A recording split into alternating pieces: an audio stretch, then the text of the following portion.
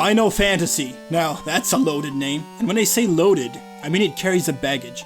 Even if you only started to play video games recently and happened to come by the term RPG, there's a huge chance you're already gonna know that the name Final Fantasy is connected to that genre. It's that famous because the name carries with it years and years of stories, experiences, worlds, lives, memories, and of course, since we're talking about a game, fun and excitement, that name alone also carries like a responsibility of sorts. I mean, just look at Mario or Zelda. Every new game that comes out has this huge expectation placed on it that it needs to be at least as good as the last one. And there's a trend here. They all have these 90s masterpieces that they need to beat because they want to remain relevant. They want to tell you, hey, I'm alive. You remember that? I can do something like that again and better. And the name is the symbol that whenever it gets announced again, it brings back all those feelings you had and it just makes you feel like, oh boy, it's that time again. So that name alone and their hard work behind the games makes it feel like, yeah, you know what, my favorite games are alive. They're still here. Now, especially in a series like Final Fantasy with 15 mainline entries. You know, I'm talking a lot about this name thing, but just bear with me because I want to prove a point later, so it's pretty important. Just keep that in mind. Okay, now, as a human being that I'm pretty sure I am, I think it's only natural for us, whenever we experience something good, we want to keep being able to have that experience in like forever. But we can only take so much of the exact same thing, so we need something more. We want something new, but kind of like the same, but a little different. We're kind of complicated, aren't we? There's a word for that. I'm pretty sure you call it a sequel. And that's exactly where these legacy type games just shine. Hey, remember when you played that freaking amazing game and had that amazing experience? Well, you're gonna have it again, I promise. And between you and me, I am an extreme sucker for those kind of promises. I practically live by nostalgia. Because back in those days, I didn't have a care in the world. I'd just get home and spend hours and hours in video games. And sure, as a kid, I also played stuff like Crash, Mario, and Banjo-Kazooie. But after playing games like 6, 7, Trigger, and Cross, my 11-year-old mind just could not handle it. I'm sorry, but these games were just on a complete other level. They weren't just games, they were amazing stories. They were the first time I actually understood what immersion in a video game meant. The first time that I actually cared for the characters and got emotionally involved with everything that was going on. It's probably because I just loved anime for as long as I can remember being conscious. Probably because we had this huge saturation of anime and open television where I'm from, like since the 80s. And the JRPGs just felt like an interactive anime. I mean, they were certainly as long and detailed as a real show at the time. But it felt like my contribution actually mattered this time. Contrary to the time I helped Goku with the Spirit Bomb, which even as a kid I thought, you know what, I don't think I'm helping much. But these games let me do what a kid wants to do, which is to be the hero. Besides, everyone needs an escape here and there through their whole lives. These allowed me to live someone else's story for a change, in a whole new world of wonder that had fire spells, mystic dragons, you name it. Definitely much cooler than the one I was in. And albeit a fantasy world, it was still a world that I could relate much better to my reality when compared to the other video games that I played. And that was practically my whole life until adulthood. Sound familiar? Since good information or reviews were kinda hard to come by at that time, I literally just bought anything that had Squaresoft labeled on it, and it worked! Till you came along. But from all these titles, Final Fantasy just played a pivotal role in my life. And since we're on the topic of being alive, remember what I told you guys about the name symbolizing that something is still here? Or maybe that name stopped symbolizing what you thought it would.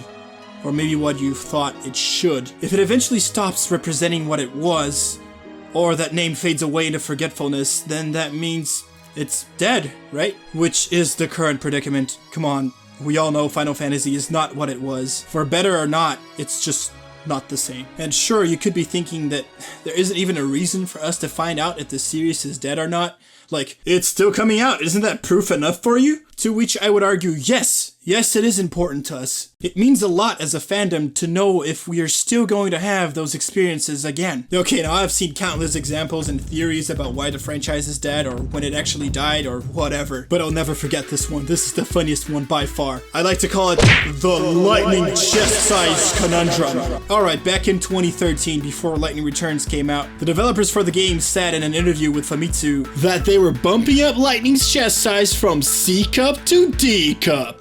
Alright, I am not kidding, this is actually a thing that happened. Hey, it was pretty important, okay? This is a selling point right here. Hey, you can already imagine the backlash, can't you? Yo, what's wrong with her normal boobs? Well, now this franchise is dead for sure. Now, I'm not here to argue with you guys if this choice was right or wrong, but yeah, you're telling me that this 20-plus-year-old franchise died because a Japanese guy made a girl's boobs big. What? What has this ever happened? Forget that they want like a 13-day limited cycle in a game about exploring and taking your time. In an open world game that its aim was actually supposed to be beat Skyrim. Yes, this was their goal, with a game that nobody cared about anymore. But no.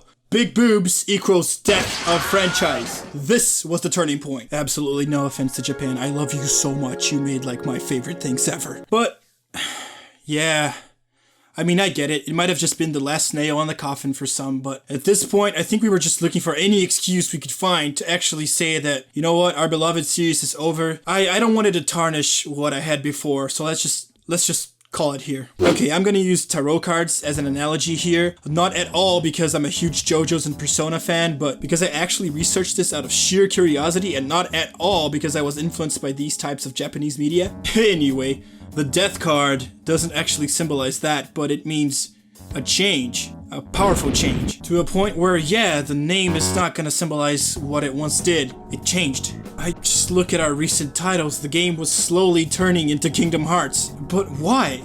What was Final Fantasy and why is it becoming something else? If I had to pick, I'd say Final Fantasy 4 and 9 are the best ones to represent what the series was. They focus on the fundamental and core aspects of the turn-based JRPG while using the signature classes, monsters, and systems that the franchise had to offer so far, while aiming on a fresh story to keep players engaged rather than crazy gameplay mechanics or gimmicks. They present you a world with meaningful characters where gameplay elements like the player's classes play a major role in their development, adding to the story. The other experimental titles of the era still felt like Final Fantasy, but I don't think I can really use them to define the series as a whole, even though they're arguably the best ones and they still represent what Final Fantasy is really well. For now, whenever I say what Final Fantasy was, let's think 4 or 9. And then there was a change. After about 5 years of waiting since the last game, Final Fantasy 12 came out. Well, let's be real, this was the first big change. I remember being crazy excited for it. And then reading a review on it saying if it didn't have the Final Fantasy in it, it would be good. Which was obviously an exaggeration, but I thought, this is BS, it's gonna be good, it's Final Fantasy. So I just bought it, and by all means, it was not a bad game to begin with. It was different. Call me shallow because I was freaking 16 years old, but having Final Fantasy in the name made me expect it was gonna be like a Final Fantasy 9, 2, and Ivalice. What could be better than that? There's even the bunny girl waifu. There's a bunny girl. Granted, it did a lot of groundbreaking things that would actually become kind of a staple for the action JRPGs, but to me in particular at that time, it just wasn't Final Fantasy. And guess what? 10 games, one after the other, in the same formula. They're gonna make you think that, you know? I mean, I like programming bots for hours as much as the next guy, but with the gameplay system we got here in the West, and the classless characters, and this grid system that was all over the place, kind of making the characters all the same, it just wasn't what I was expecting at the time. Again, groundbreaking game, an awesome experience for those who had it. Let's just discuss the pros and cons of it in another video. The point I'm trying to make is that there was a change, a big change, and it made this huge impact because they were changing a series that was almost 20 years old. And let's go back a little bit. Let's talk about the time where Final Fantasy VI was out, and then 7, 8, 9. At that same time, we had these experimental-ish type action RPG games coming out from Square, like Vagrant Story, Parasite Eve, even Secret of Mana. And I played all of those and I liked them. Why wasn't I disappointed? Probably because they were a clean slate. Their brands didn't represent anything, so I went with no expectations, and they did just fine. So does that mean that I would have loved Final Fantasy XII if it had a different name? Was that reviewer right? Thankfully, after playing both versions again to try to see which one was better after the remake came out, no, the things that I didn't like about 12 at the time are still there, and believe you me, the remake's class system is way better. I think the shock was more of, you know what, I think this is what Final Fantasy is gonna be from now on, I better get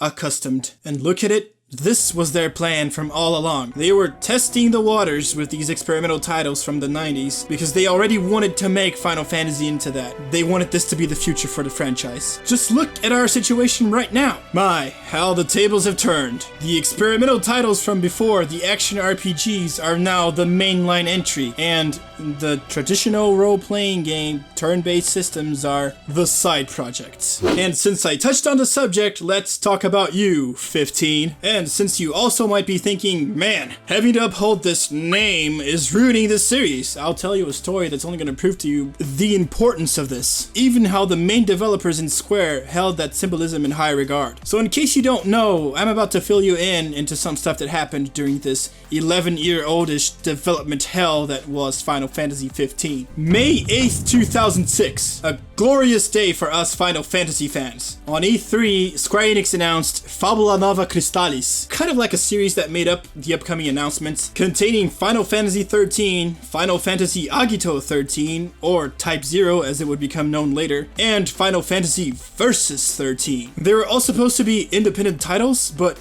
connected through the same mythos or story somehow. I was so hyped. And when talking about Versus 13, we found out that Tetsuya Nomura was behind it. And he had been a developer and designer for the series since titles like 6 and 7, and had worked on other titles even before that. And he might have created something called Kingdom Hearts. Now I wonder how that went. Alright Nomura, you're in charge of the Final Fantasy Versus 13, you gotta put your soul into this, Final Fantasy is the name of Square Enix, do not this up. Alright, okay, I'm Nomura, I made Kingdom Hearts, it was a huge success, now I have to make a Final Fantasy. I'm gonna do what I know how to do. This is gonna be Final Kingdom Fantasy Hearts. Dark plus edgy. Rated M for mature. But it was a spin-off, right? That makes it okay. You don't have the weight of the official Roman numbered Final Fantasy staple title, so you can just go all out, right? So he did. He prepared a game that was supposed to be, in his words, the dark side of Final Fantasy 13. Or in other words, everything Final Fantasy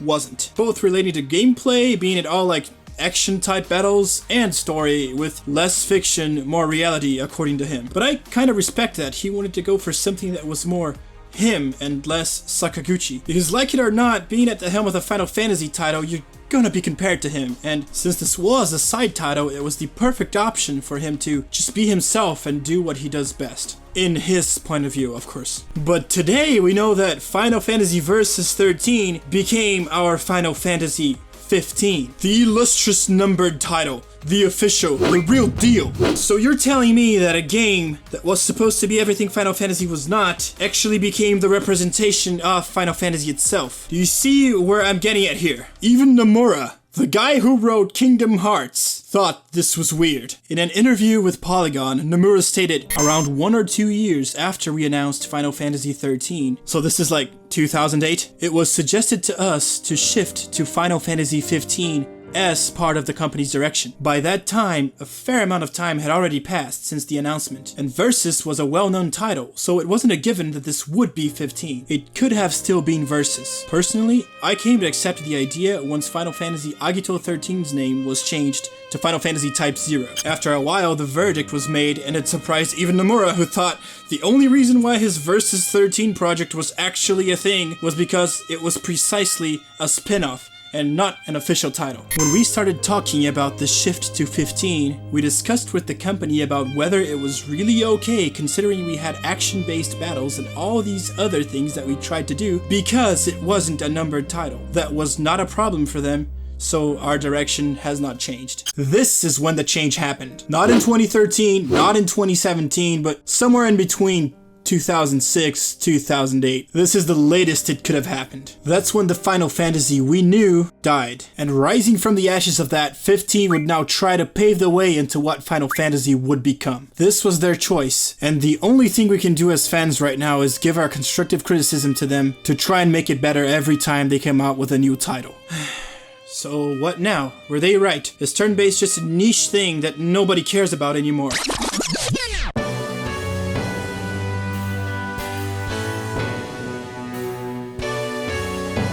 I'm really gonna argue that no it's not. And yes, I am going to use the Persona 5 argument. I can't just get into all the details about it because I'm just gonna kiss its ass all day. For now, I'll just say I absolutely love it, and the changes that it had were only like quality of life instead of like complete game mechanic change. But you might be thinking, but Ktsu, P5 sold way less than Final Fantasy 15 and probably it got so many new players in because it's action now. Square's decisions are on point. okay, seriously?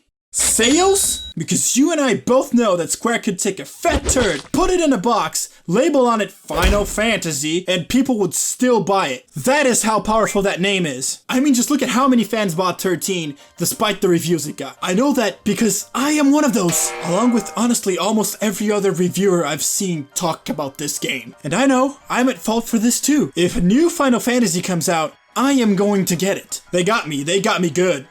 They got me back in the 90s. I can't do anything about it now. But yeah, sure, having a new battle system might have contributed a lot to a new player base, but is it really going to make this huge of a difference? Let's be real here, as players, do we really care about what the smartest business decision is or how much a game sells? No, we care about having fun and having an engaging experience with a game and just having a fun battle system. You know, like in Persona 5. Because if sales numbers are a smart visionary business decision like never making anything turn-based again were what defined Final Fantasy 15 as a superior game, then 15 would have won RPG of the Year in 2017. And not Persona. And hey, I'm not using this argument of P5 is better than 15 to tell you that I'm a conservative asshole that thinks that turn-based is the true way RPG is meant to be played or any BS like that, because the action battles in 15 are far from the worst thing about the game. And I can honestly see a future in that, but like we talked before, it's still an experiment. The reason why I'm telling you this is just because I want to get rid of this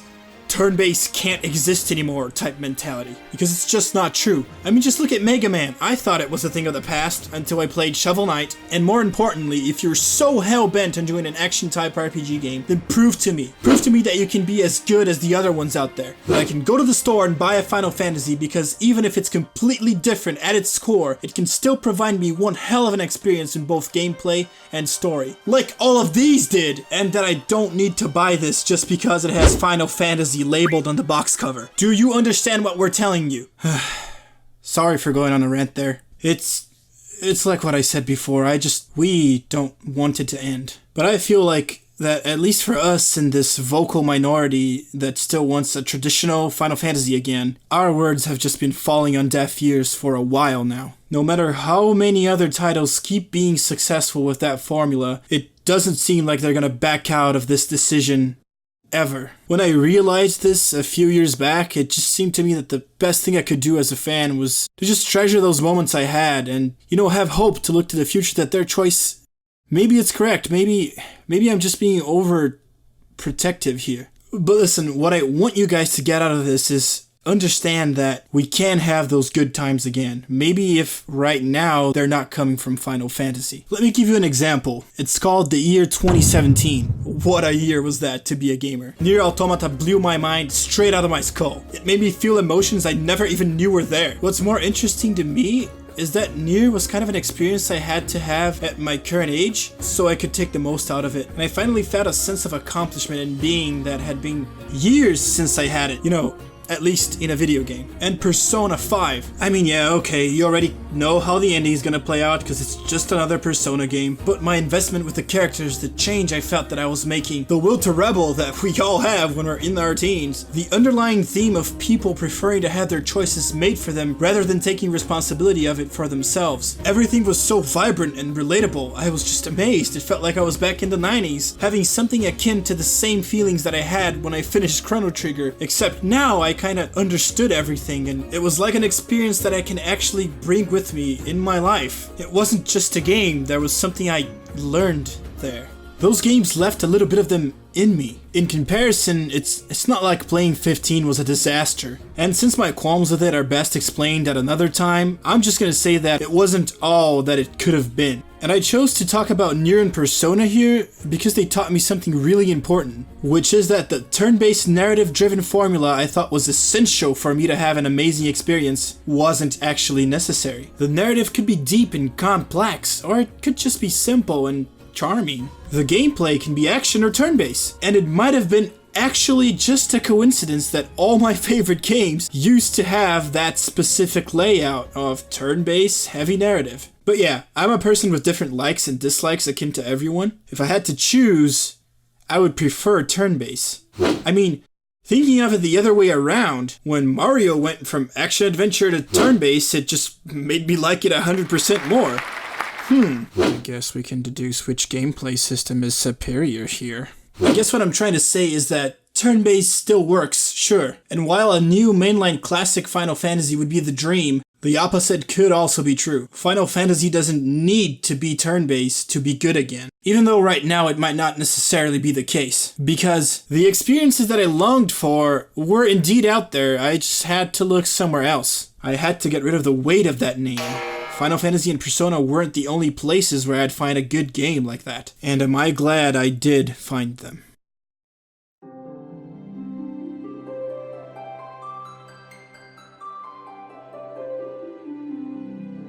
Still, I don't want you guys to think that I want you to forget about FF and move on. I mean, the name Final Fantasy is always going to strike in me a warm feeling inside, no matter what. For better or worse, the name is probably never leaving my heart. Every time I start up any Persona game again, I can't help but to think how cool it would be if Final Fantasy was still a series like this one, and in my opinion, stops trying to reinvent the wheel. But now, I think that mentality is pretty selfish. I have to respect this passion they have about making it fresh and modern. I mean, I want to trust them. Trust that they have a lot more of a reason than just making money. That since they're free to try and invent, they'll keep putting their hearts and souls into what they love and what they believe right now. Because in the contrary, the new title won't meet expectations. It won't surpass their rivals, and it definitely won't be a masterpiece like in the past. Still, I have hope.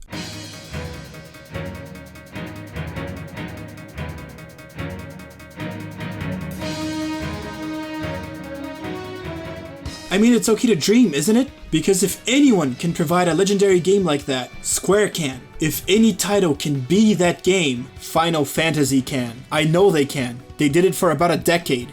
They can do it again. We want it. Because we grew up with them. We want it. Because maybe some of us found out about them later and could not stop playing until we finished all of them. We want it. Because of the fond memories. Because of the stories we lived. Because of that one part that connected and now we can't forget about it. Because now we can't help but have a big smile on our faces whenever we see that reference to the old games in 14. Because now it's a part of who we are. And we want it to stay that way. We want it to stay alive. Even if just for one more time. With that title that began it all for us. Maybe that's our Final Fantasy.